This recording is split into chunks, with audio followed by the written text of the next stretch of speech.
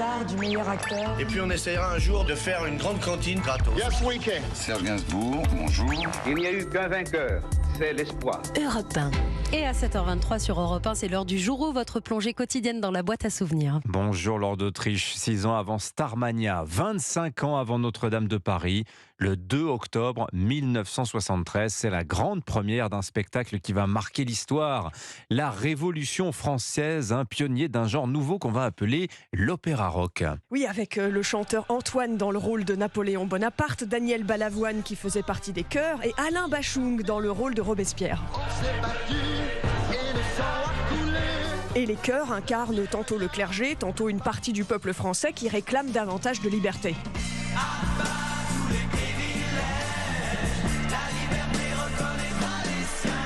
Énorme succès, le public est séduit, comme l'animateur Jacques Martin qui est au micro d'Europe 1.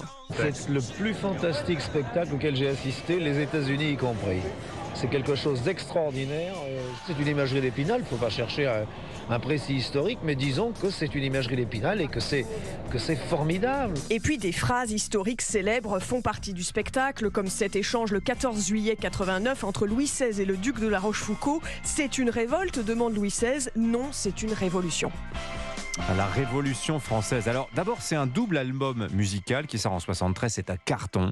Et face au succès, les auteurs vont dans un second temps créer le spectacle au Palais des Sports, puis au théâtre Mogador. Oui, et il y a au premier plan une histoire d'amour impossible entre un député du tiers-état et une aristocrate contrainte de fuir avec la famille royale. Et la forme de l'opéra rock est tout à fait nouvelle, explique alors l'un des créateurs, Alain Boublil. Je crois que c'est une des plus belles phases d'épopée de l'histoire de France. Et cette formule nous a séduits parce que pour la première fois, on chantait tout le temps et on ne faisait pas comme dans les comédies musicales. Dans les comédies musicales, on joue et on chante successivement. Tandis que dans un opéra rock, l'action est dans la chanson. Grande expérience aussi pour les comédiens, chanteurs, acteurs qui ont joué ce spectacle pendant plusieurs semaines en 73. J'avoue que c'est avec beaucoup de sanglots, si j'ose dire presque, dans la voix qu'on termine cette révolution. Vous rejouerez en France ? Oh, bien sûr, certainement. Vous allez jouer à l'étranger ? Je crois qu'il est fortement question que ça dépasse quelques frontières. Et c'est un tel succès que le disque sera réédité en 1989 pour le bicentenaire de la Révolution française.